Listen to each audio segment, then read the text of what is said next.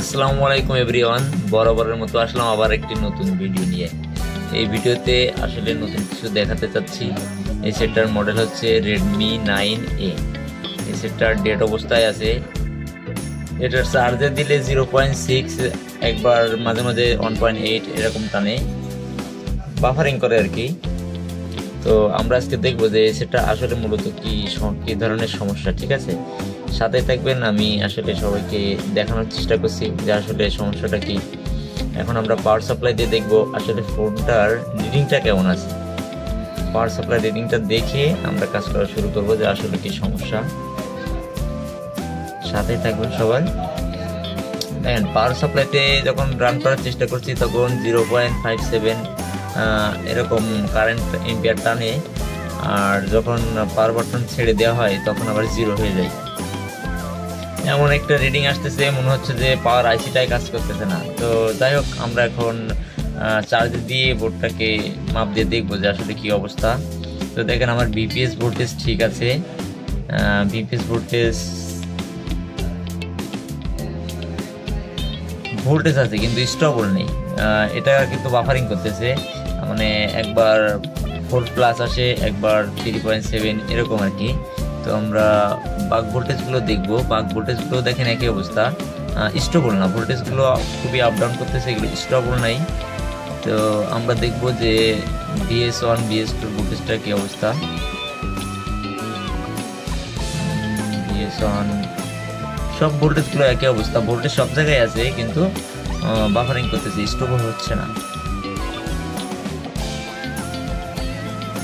BS2 এর voltage 1.4 এ যে buffering করতেছে, দেখছেন?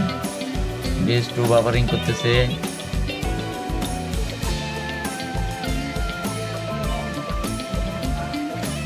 সাথে থাকবেন, আমরা আসলে স্টেপ বাই স্টেপ চেক করে দেখবো যে আসলে এটা পাওয়ার আইসি থেকে সমস্যা নাকি এটা সিপি থেকে সমস্যা নাকি আসলে কি সমস্যা, এটা আমরা দেখার চেষ্টা করতেছি।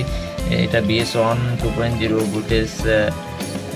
ভোল্টেজ আসছে, তবে ভোল্টেজটা বাফারিং করতেছে। BS2 একই অবস্থা, সব জায়গায় সব যতগুলো সেকশন আছে সব সেকশন থেকে ভোল্টেজ আসতেছে, কিন্তু ভোল্টেজগুলো আসলে বাফারিং করতেছে, একটা ভোল্টেজও স্টেবল না। আমরা এখন চেক করে দেখবো যে BS2 থেকে আউটপুট হওয়া যে এলডিও ভোল্টেজটা প্রসেসরে গেছে, এই ভোল্টেজটাকে দেখবো। যদি এই ভোল্টেজটাও বাফারিং করে তাহলে আমরা কনফার্ম হয়ে যাবো যে আমাদের পাওয়ার আইসি 100% ভালো আছে। তো আমরা আগে এই ভোল্টেজটা চেক দিয়ে দেখি যে আসলে কি অবস্থা।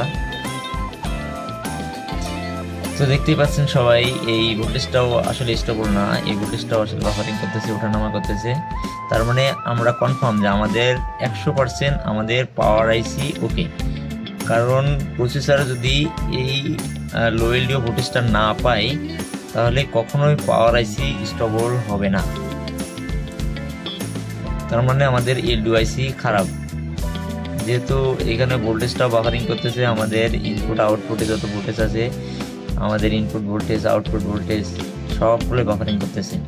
আর সবচেয়ে বড় বিষয় হচ্ছে আউটপুটে আমাদের যে ভোল্টেজটা থাকার কথা, আউটপুটে আমাদের ভোল্টেজটা থাকার কথা ছিল 1.2, কিন্তু ওইখানে মাত্র 0.67 এরকমের মতো ভোল্টেজ পাইছি, তারপরেও সেটা স্টেবল না। আমাদের ইনপুট লাইনের যে BSYS ভোল্টেজটা ছিল এটাও একই অবস্থা, বাফারিং করছিল। আর আমাদের BS2 থেকে যে ভোল্টেজটা গেছে 1.4, এটারও একই অবস্থা। তবে ইনপুটে ভোল্টেজ ছিল, আউটপুটের ভোল্টেজটা খুবই কম ছিল। সবগুলোই বাফারিং করার পরে আউটপুটের ভোল্টেজটা টোটালি কম ছিল। তার মানে আমরা বুঝতে পারলাম যে প্রসেসরের ভিতরে যে 1.2 যে লো এলডিও ভোল্টেজটা যাবে, এই ভোল্টেজটা প্রসেসর পাচ্ছে না। এই কারণে আমাদের প্রসেসর রেসপন্স করতেছে না, এই কারণে আমাদের পাওয়ারটা স্টেবল হচ্ছে না। তো আমরা এটা বুঝতে পারলাম যে হতে পারে এমনটা যে আমাদের এলডিও আইসিটা খারাপ। তো আমরা সরাসরি 1.2 ভোল্টেজ এরকম একটা জায়গা থেকে ভোল্টেজ নিয়ে আমরা সরাসরি জাম্পার করে চেক করব যে আমাদের ফোনটা আসলে রান হয় কিনা। তো সাথে থাকুন, আমি জাম্পার করার চেষ্টা করতেছি। 1.2 ভোল্টেজ আমি বাইপাস করে প্রসেসরকে দিব, দেওয়ার পরে আমরা বোর্ডটাকে আবার রান করার চেষ্টা করব। তবে এটা আমাদের বুঝতে বাকি নাই যে আমাদের এলডিও আইসিটা কাজ করতেছে না, এর আউটপুটে কোনো ভোল্টেজ নাই। আউটপুটে যে ভোল্টেজটা আছে খুবই সীমিত। যদি 1.2 ভোল্টেজ পাইতাম তাহলে ভাবতাম যে আমাদের এলডিও ঠিক আছে, তবে আমাদের এলডিও আইসিটা খারাপ। তো সেই কারণে আমরা বাইপাস করে 1.2 এর একটা ভোল্টেজ ওইখানে আমরা ইন করব। করার পরে আমরা চেক করে দেখবো যে আমাদের পাওয়ার আইসি এখন ভোল্টেজ স্টেবল হয়েছে কিনা বা রান হওয়ার মতো ভোল্টেজ সে দিচ্ছে কিনা। তো এখন দেখেন আমাদের বিপিএস ভোল্টেজ স্টেবল হয়ে গেছে, আমাদের বাক ভোল্টেজগুলো দেখেন 0.8 স্টেবল হয়ে গেছে, সবগুলো স্টেবল হয়ে গেছে। তার মানে আশা করতে পারি আমরা যে আমাদের ফোনটা এখন চালু হবে। যদি আমাদের সিপিইউ বা এমএমসিতে আদার্স আর কোনো সমস্যা না থেকে থাকে তাহলে অবশ্যই আমাদের ফোনটা চালু হবে, কারণ আমাদের ফোনটা চালু হওয়ার জন্য যে ভোল্টেজগুলো দরকার এখন আমাদের সম্পূর্ণ সব ভোল্টেজগুলো স্টেবল আছে, সব ভোল্টেজগুলো কাজ করতেছে।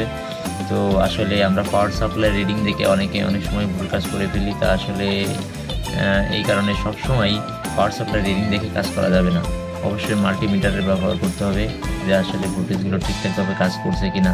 কারণ আমরা অনেক সময় পাওয়ার সাপ্লাই রিডিং দেখে পাওয়ার আইসি ভালো পাওয়ার আইসিও রিপ্লেস করে ফেলি। তো যাই হোক আমরা সবাই মাল্টিমিটারের ব্যবহারটা করব। তো আমরা এখন দেখবো আমাদের ফোনটা চালু হচ্ছে কিনা। তো আলহামদুলিল্লাহ দেখেন আমাদের ফোনটা চালু হয়ে গেছে। তো ভিডিওটা যদি একটু ভালো লেগে থাকে অবশ্যই একটা সাবস্ক্রাইব করে দেবেন।